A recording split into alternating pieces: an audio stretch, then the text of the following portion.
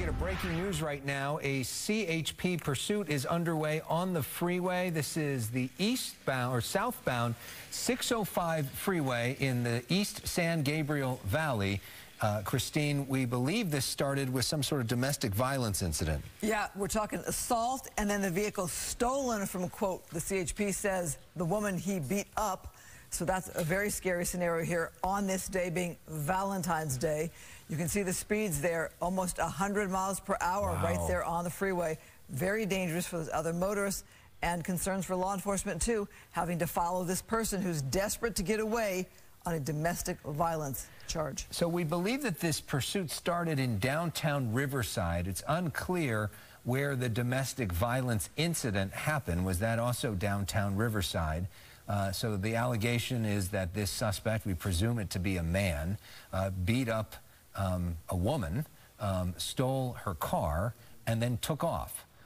That's what we're looking at now. If that is, in fact, all the facts that they turn out to be, that would lead you to believe, Christine, that they probably know a lot about this guy.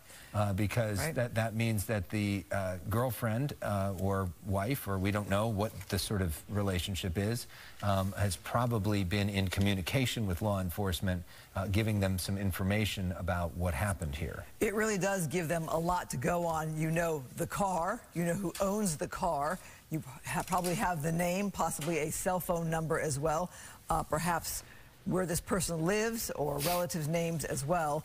You have to wonder why they went from Riverside now to the 605 southbound here in Whittier.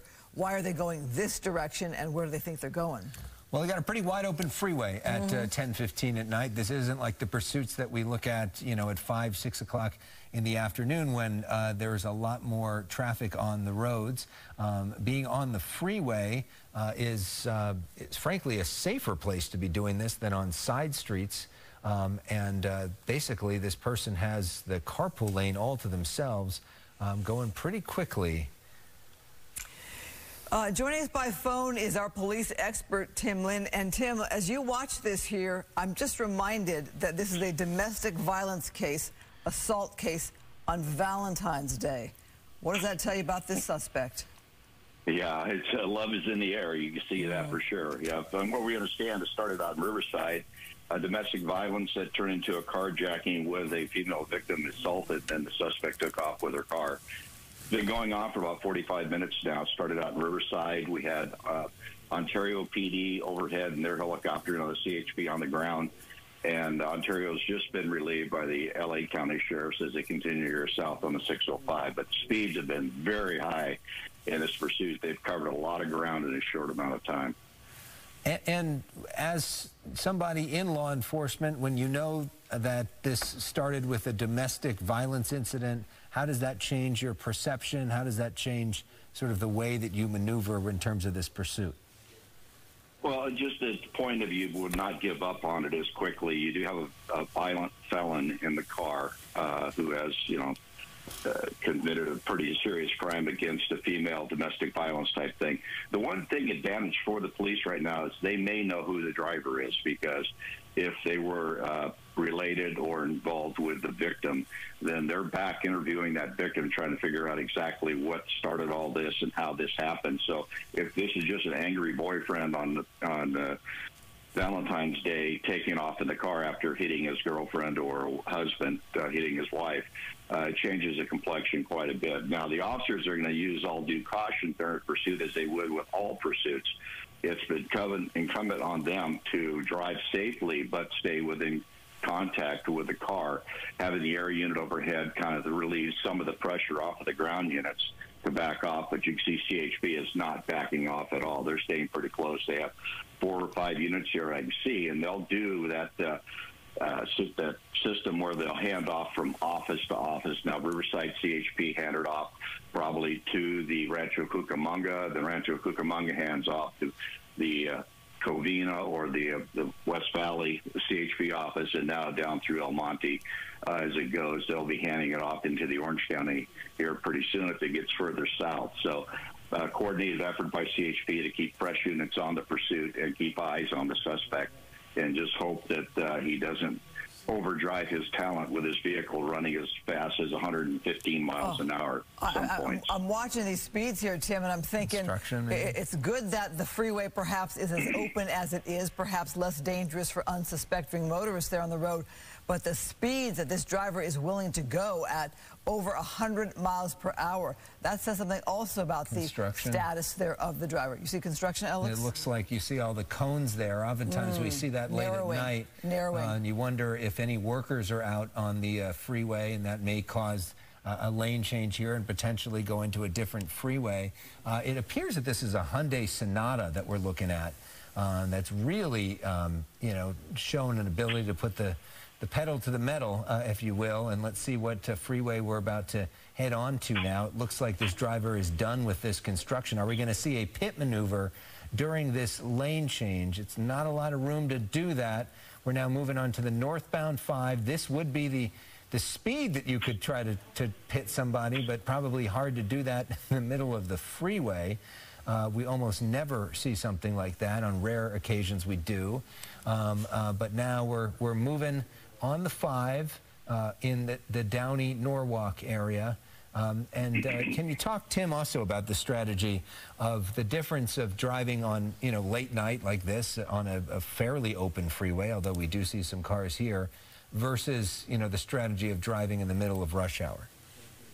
Well, the rush hour, you know, they're going to be held up by that traffic and have to use the shoulders or center divider. But with the lighter traffic here, as you see here north on the 5 freeway, it's going to be the speed that's going to become the problem. So he's got a lot of running room. And then with that speed, he's making these lane changes, and people are just driving along, not paying attention to behind them, just trying to get to their destination. All of a sudden, they have a vehicle coming up, you know, 30 miles an hour faster than them, and then all these lights that are behind the suspect vehicle.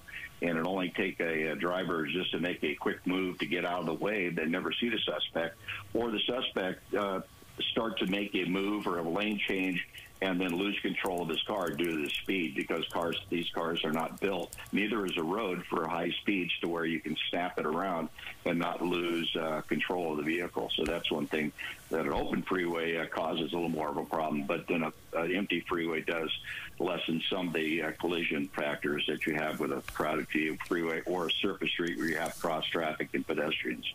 So we're hearing now, Tim, that there is a warrant out for the suspect's arrest, and the victim is his girlfriend.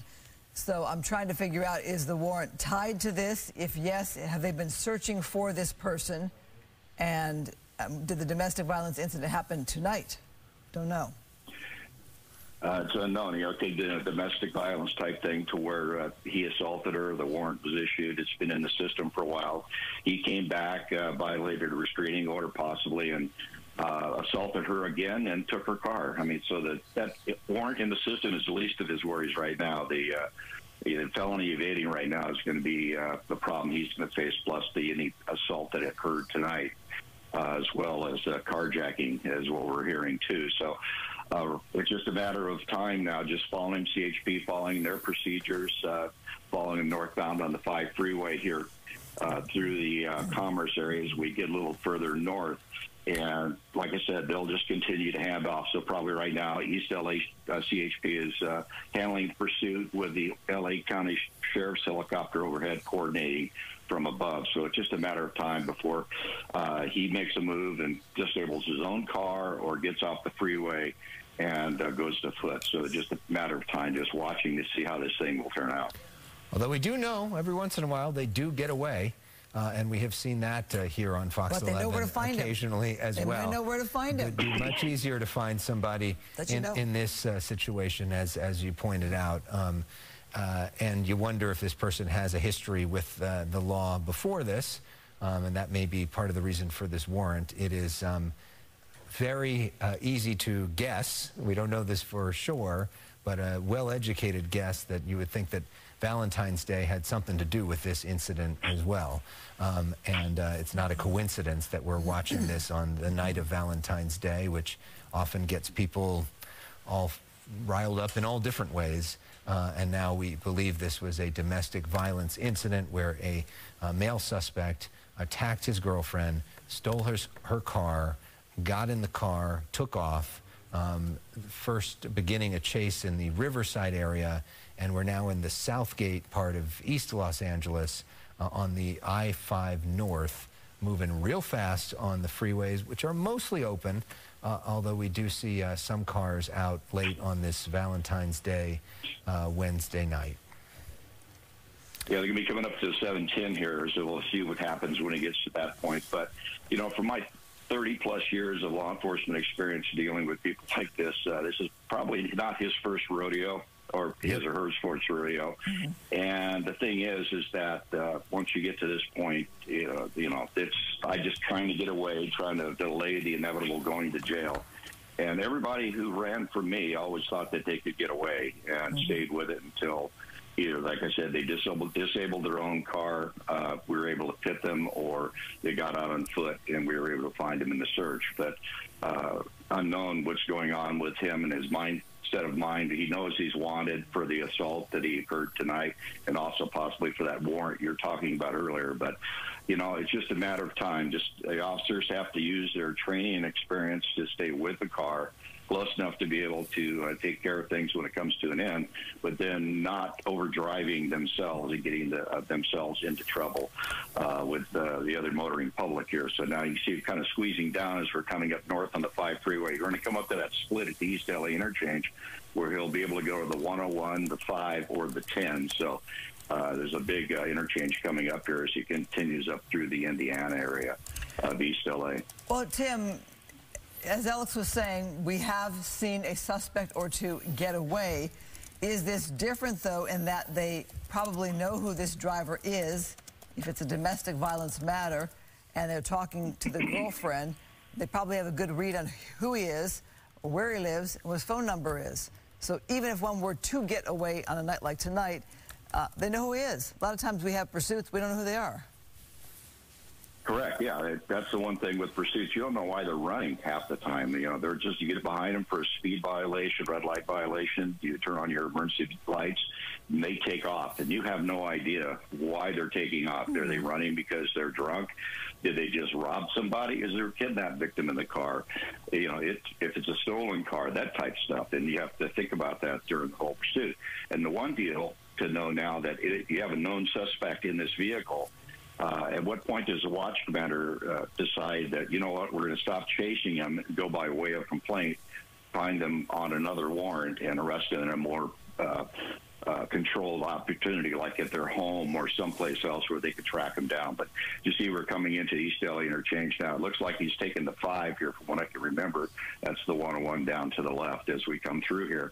And it'll get down to 2 lanes at this point as he sweeps around and picks up that northbound the run of the 5. So, like I said, it can go both ways. They can stay with him until he comes to a stop on his own, or they can go ahead and back off the pursuit and go by way of complaint. So it's up to the watch commander. As I always used to say, the guys with the bars and the stars on their collars, they're the ones making the big decision.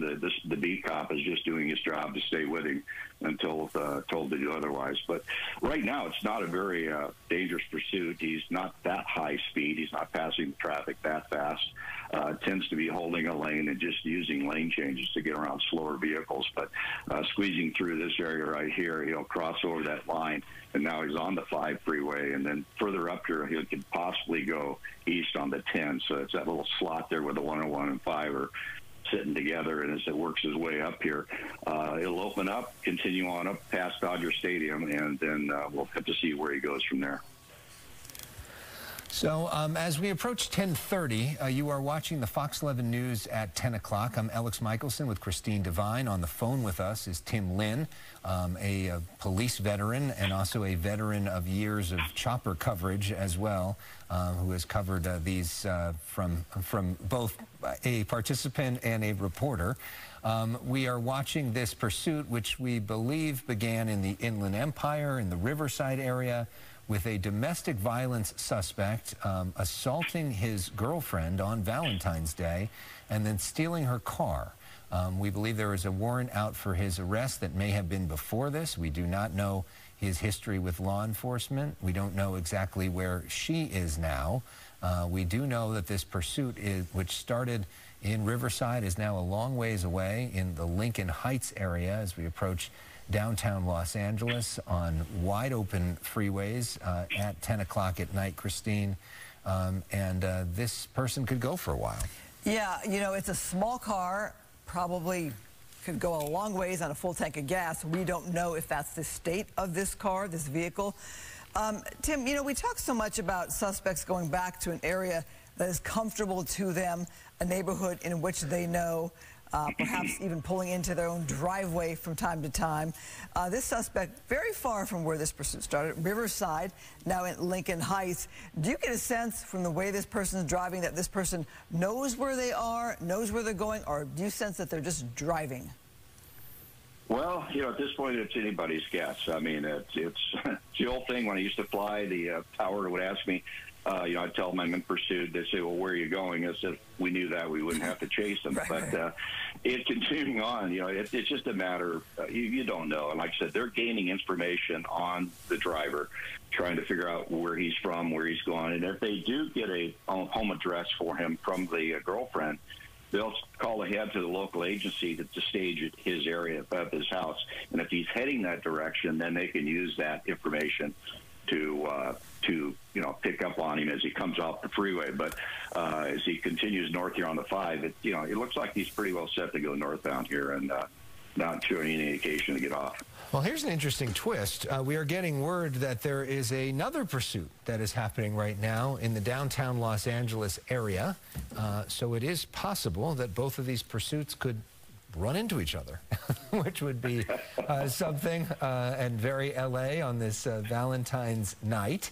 As we approach the 5, we think of where he's near Dodger Stadium at this point, which obviously does not have any baseball games happening yet. The Dodgers out at spring training in Arizona. That was supposed to be one of the stories we were supposed to be talking about right now with Shohei Ohtani and the rest. Instead, we are continuing to follow this pursuit and watch where this guy goes. And it would be something, Christine, if the second pursuit came nearby. I'm thinking, say it isn't so. But I got to tell you, and Tim, as I'm watching this pursuit here, thinking of what went down with this pursuit, a domestic violence matter, assault, stolen car, possible carjacking, I'm thinking of the victim in this case. This is Valentine's Day. It is supposed to be celebratory, enjoyed, love, coming together. And then you have a situation like this. I'm reminded of domestic violence being a very real issue. Oh, it is. It is one of the most dangerous calls a police officer is sent on. I mean, because you have very heated tempers. You have two people very passionate about their cause, and two people who will turn on you in a heartbeat. So it's just a very dangerous thing for officers to handle these type of calls. And then when it gets to the level here where he's, you know, allegedly assaulted his girlfriend, taken her car by force, and because they're calling this a carjacking as well. So, you know, what the level that this person has taken it to has shown the propensity for violence. And like you said, there's a warrant in the system for him already.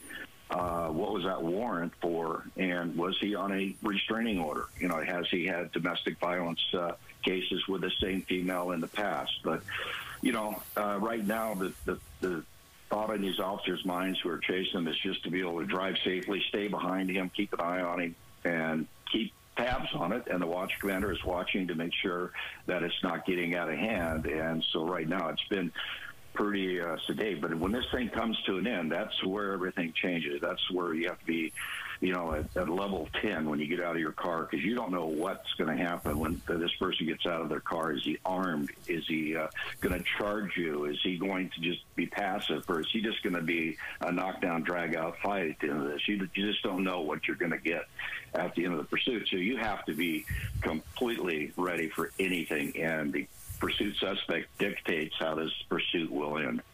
So we're now in the city of Glendale as we continue to move on the 5 freeway.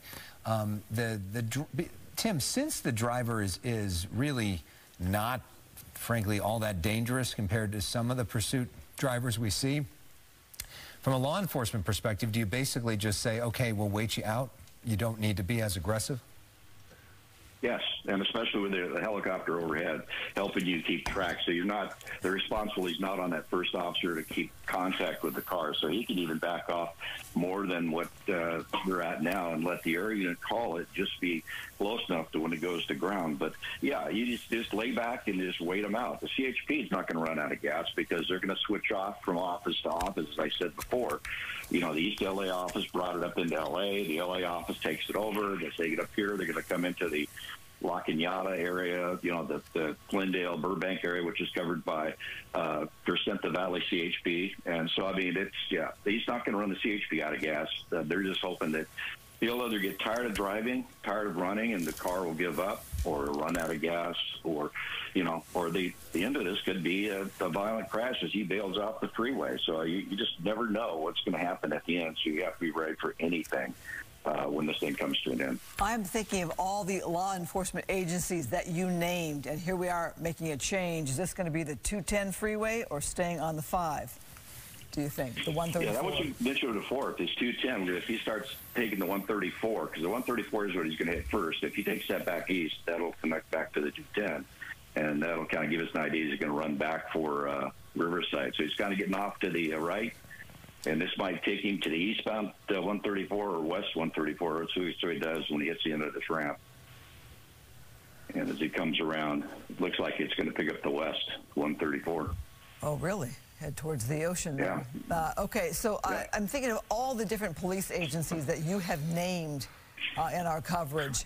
Riverside, Ontario, CHP, LA County Sheriff's Department, and all these different jurisdictions in which this vehicle has passed through. I'm thinking all of the taxpayer dollars tied to this. People might be looking at this thinking, can't you bring this to a stop? Well, you can't do a pit maneuver here, really. You can't do the spike strip. What are the options here?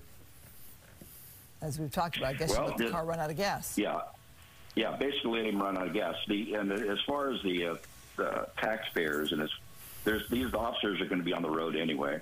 Each office they go through, each area, they're going to be there anyway. That pilot and co-pilot in the helicopters, they're going to be flying anyway. So there's no additional. There's a lot of manpower being expended, and you would look at calls for service, but at this point, it's such a slow, or basically a calm pursuit, that they're just keeping the 3 units on it, which doesn't really pull away from the patrol duties of the officers on the freeways. The ground units around the freeways are being advised of it, but they're also being advised not to get involved until you're requested. And you know, as a CHP, once they take over pursuit, do not want any local law enforcement involved in that pursuit at all. Not even the originating agency can stay in. So once they take hold of that pursuit, they want everybody else out. Now, the LA County Sheriff's helicopter will stay overhead until a CHP helicopter arrives on scene and takes over the pursuit from them. But right now, we still looks like we have the LA County ship overhead. I'm checking right now on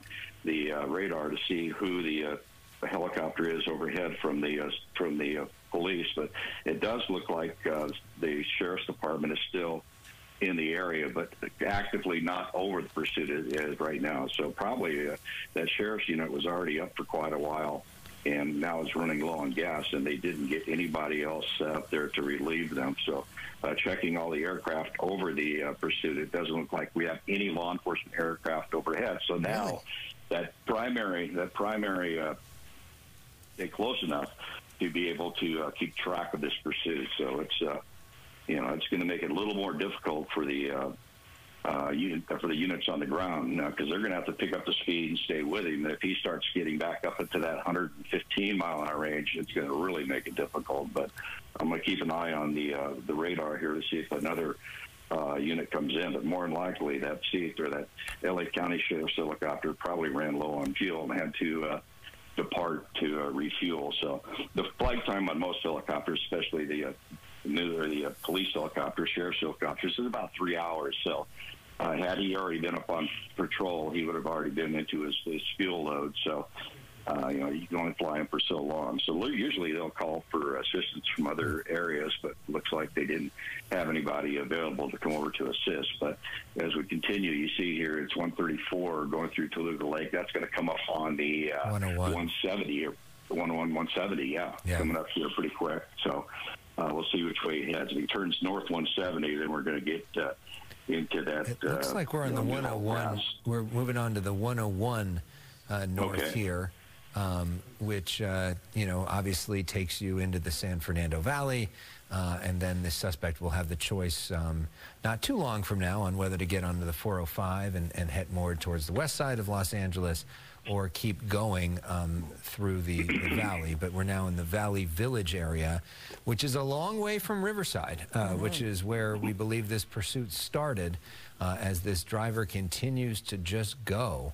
I think that's interesting, Tim, your point that the helicopter dropped out. I mean, wouldn't there usually be another helicopter sort of ready to go, take its place? Or the fact that they just let this go?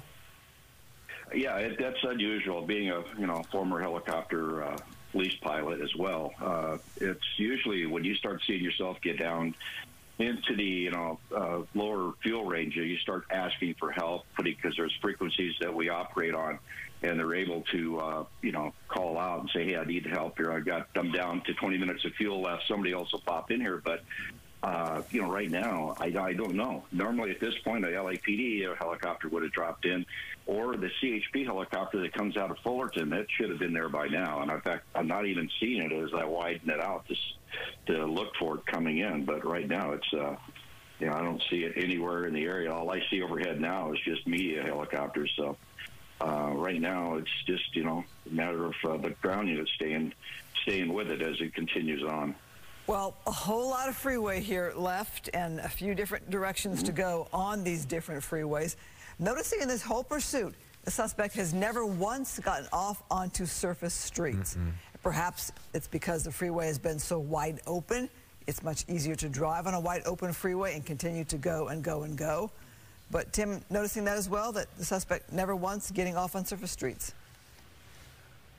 Yeah, exactly. And he's also been watching here, too. He's been using his turn signals as he makes the lane changes. So, what's going on? You're running from 4 police officers, and you're still using your signals. And, people, you don't know what goes to these folks' minds when they're running. And, they're panicked at first. They're denying that, they've done anything wrong. I don't need to stop. And then, or they're just afraid that they don't want to go to jail, and they're just trying to prolong that inevitability. But yeah, we got a lot of freeways. You said there, Christine, it's going to come up to the 405.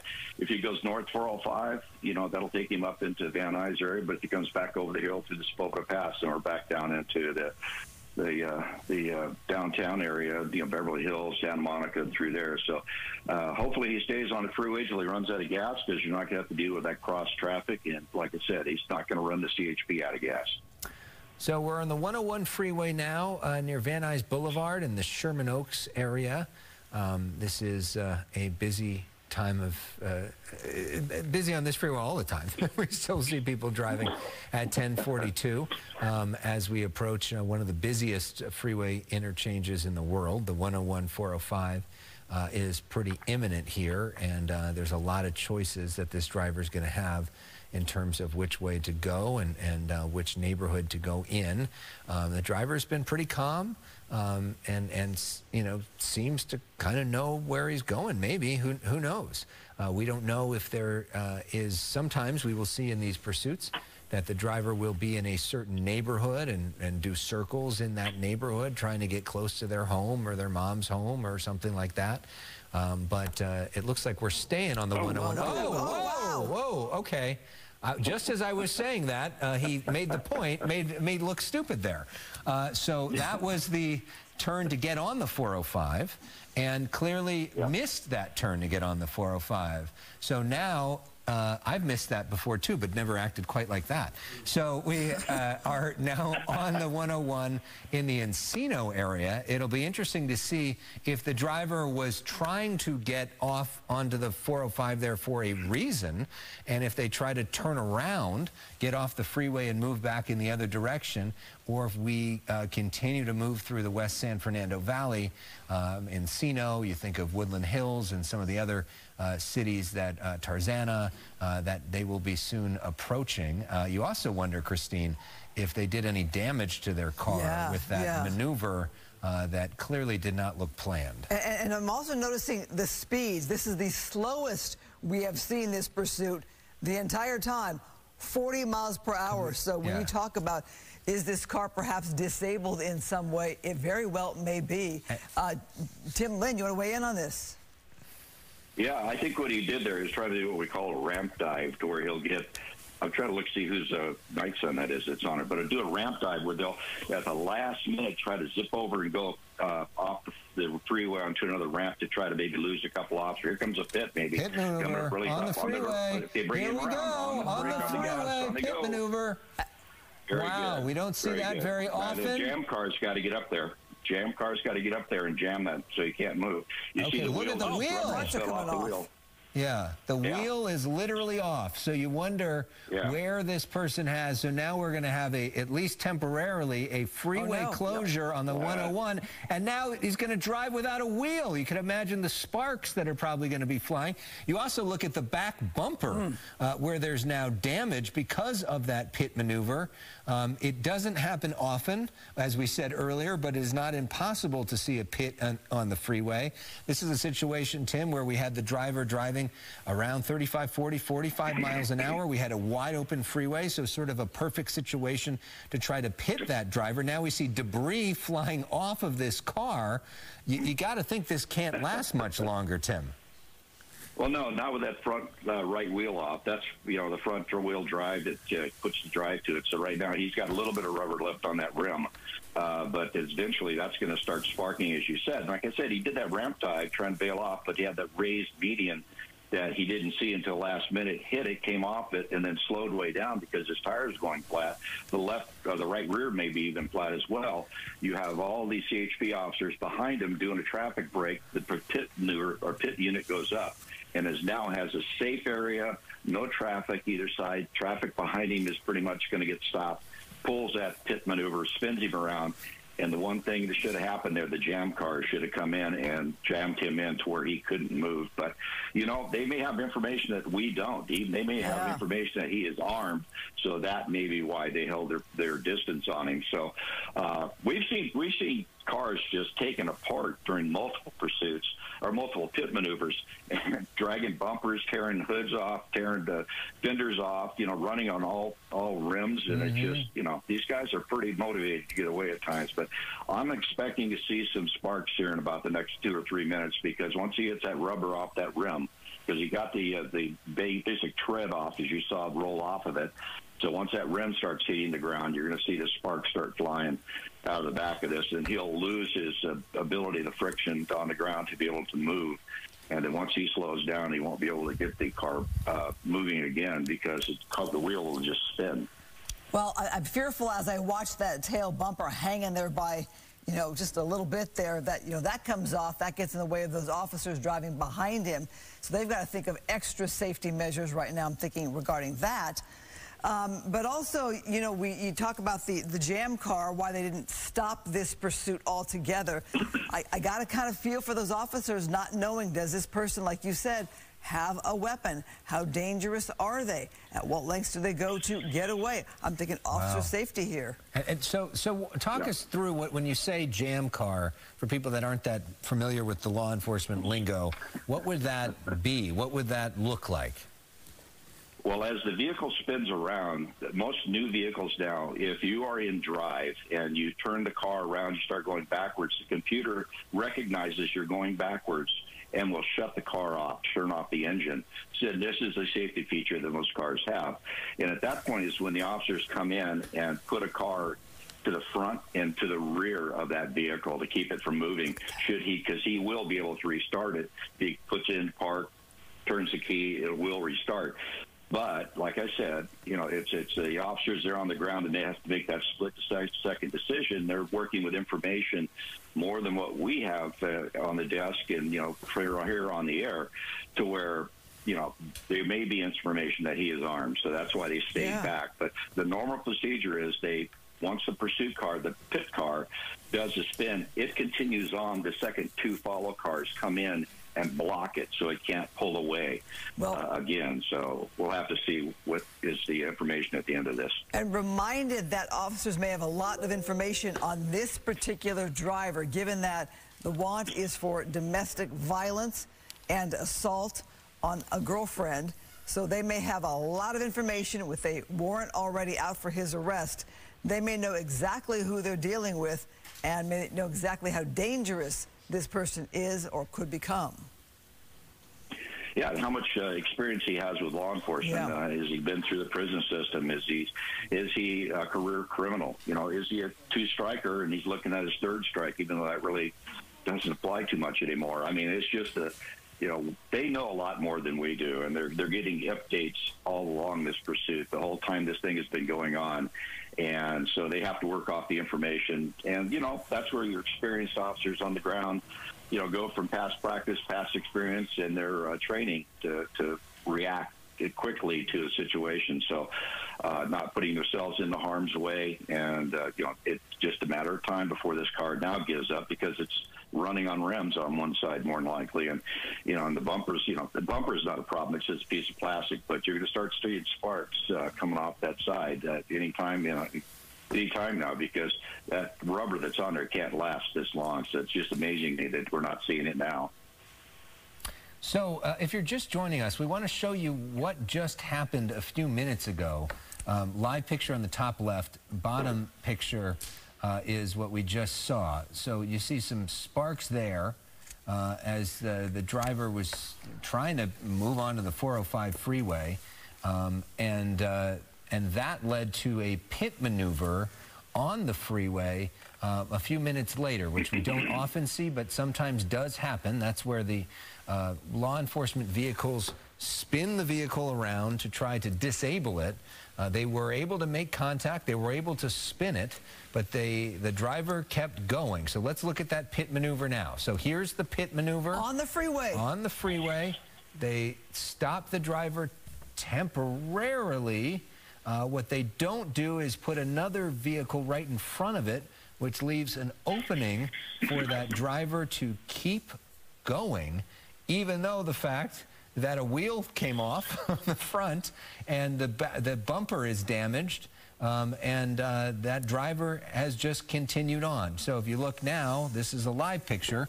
That driver now moving around 60 miles an hour at its height when this guy was really flying and the car was operating perfectly, this Hyundai Sonata. He was driving over 100 miles an hour, has slowed down some, but we have not, at least yet, from this angle, seen those dramatic sparks, which we expect to see sometime in the next few minutes on the right-hand side of this vehicle, because that's where the wheel came off. We should note, we picked up this pursuit a little after 10, around maybe 10:15-ish. And Tim, you had said this has been going on for about 45 minutes already. So now we are at over an hour on this pursuit, and the driver is still going, coming from Riverside now into Woodland Hills on a damaged vehicle. So you have to wonder how much longer this driver can go.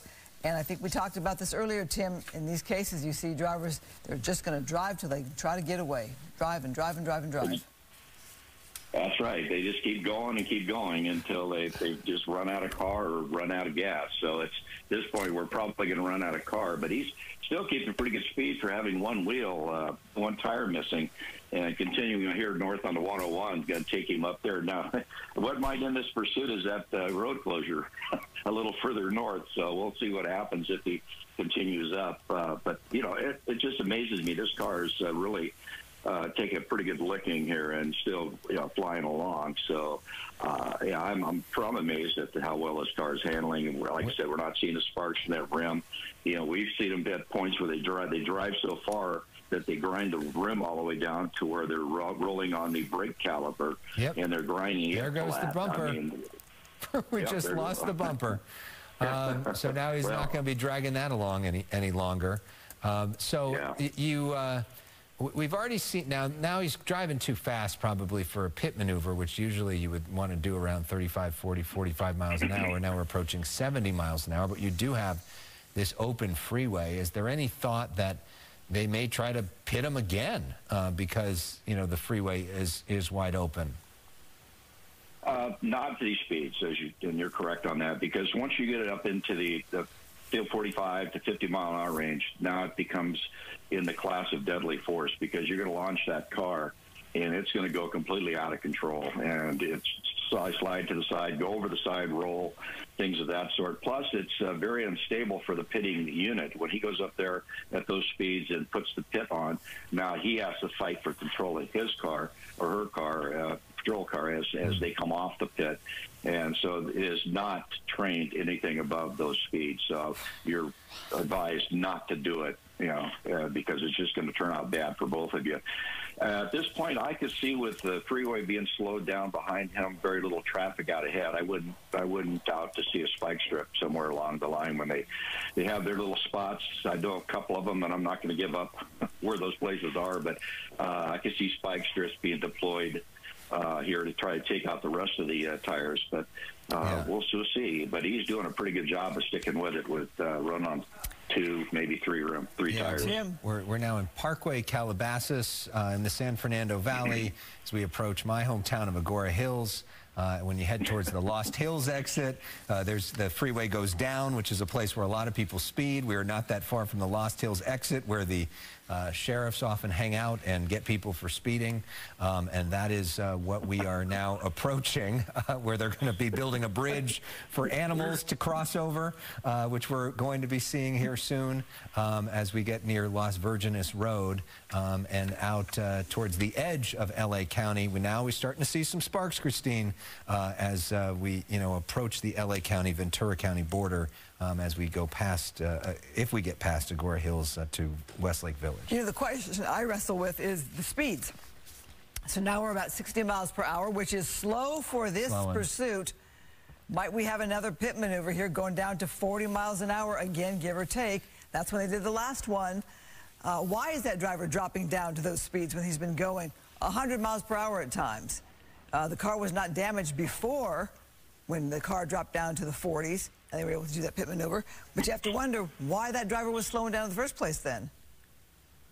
Well, because most of these cars are front-wheel drive, and he's probably ground that right front tire down pretty good to where he's not getting as much traction going to the hilly area here. And so once he's going uphill, it'll slow it down. Once he's going downhill, it'll pick up a little speed. You'll start seeing that. But I'm amazed we're not seeing sparks. And there was a little bit there. But, if he gets down into the pit range, I guarantee you that lead officer is going to get up there and put another one on him and spin him out, because, again, it's a perfect area to do it. You have no pedestrians or traffic or anything in the way that you might put him into somebody. So, yeah, it'll be a pretty good shot here. But right now, after Alec just laid down the gauntlet for the Lost Hills Sheriffs to look for him now, so we'll see.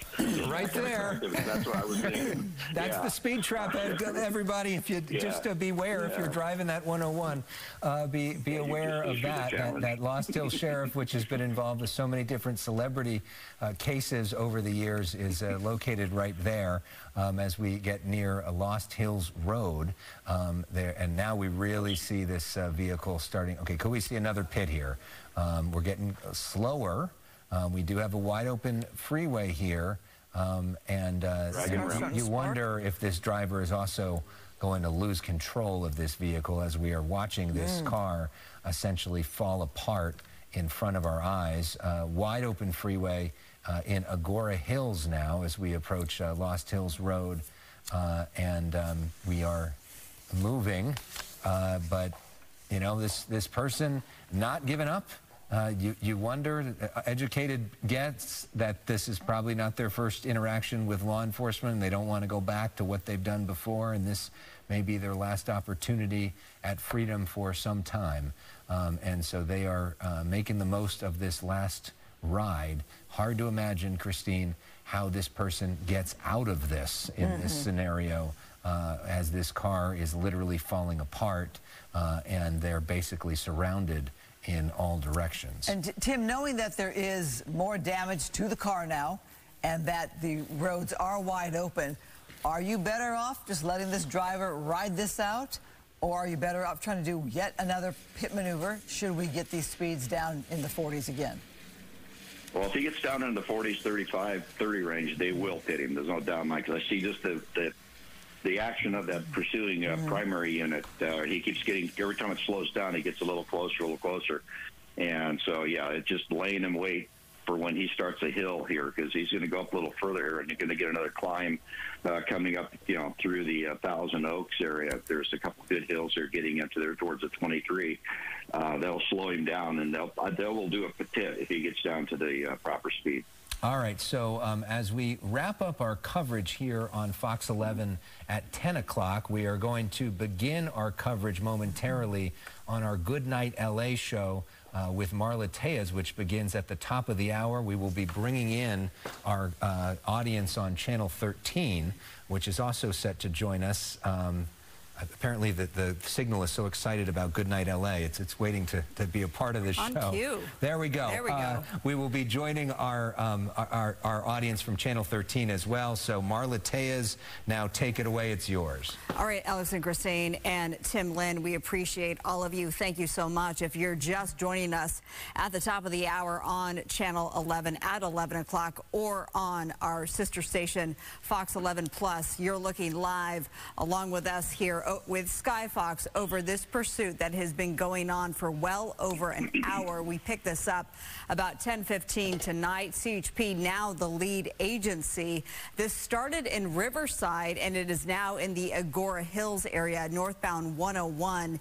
And we have seen sparks fly. We've seen an attempted pit maneuver, which was beautifully executed on the 101 just about 15 minutes ago. That resulted in a spin out of this vehicle and significant damage. The bumper is gone. One tire is gone. Tim Lynn, you have been watching this along with us, and you're just surprised that we haven't seen more sparks fly given the damage that was done by that pit maneuver. Yeah, he tried to make a quick maneuver right as he approached the 405 freeway and hit a right-hand shoulder. Here he comes a pit coming up on him, or left-hand side, taking him around. Another pit. There we go. So now we'll see what happens now, and now completely. There's the jam and car. From the front too. Get up. And this, by the way, another car will come up closer. Yep. And hold him in. There you go. Officers out, guns drawn. And going straight and aggressive work here by the officers. They get that suspect out. This, by the way, is a domestic violence suspect in a stolen vehicle, alleged stolen vehicle. That driver now out on the ground. Officers have him surrounded. It's not going to be long until this person is put into handcuffs. Obviously, they're going to want to check to see, as now Sky Fox has a clear view inside this vehicle, a Hyundai Sonata. There we are, seeing the suspect, a red T-shirt, hood on, jeans, tennies, and they're putting up against the vehicle here, this black and white. This is on Canaan Road in Agora Hills, right on the 101, right there, though, at Canaan Hills. And, Tim, this is the typical protocol that we see every time when a suspect's taken into custody. Right. They were very quick to do that pit. The pit car went straight through. The two jam cars came in and blocked the vehicle where it couldn't leave. And then with the information they had, they made a quick run to the car and took him into custody without continuing on to a standoff. But you saw the suspect's hands come up into the windshield, so they could see what his hands were doing, and with probably prior information knew that he wasn't going to get much of a resistance once they took him into custody. And CHP do what they do best at the end of these pursuits, is to take things under control and get them calmed down very quickly. Yeah, we're seeing that happen right now live on the air. All right, well, with that said, we've been over this for almost an hour now. Tim Lynn, retired police officer, we want to thank you for your help tonight covering this pursuit. And, of course, Alex and Christine, thank you so much for the handoff and all the work that you did for the Fox 11 News at 10. Thank you. Glad to see that this ends without anybody on the freeway at least getting hurt. All right, Marla, have a good show.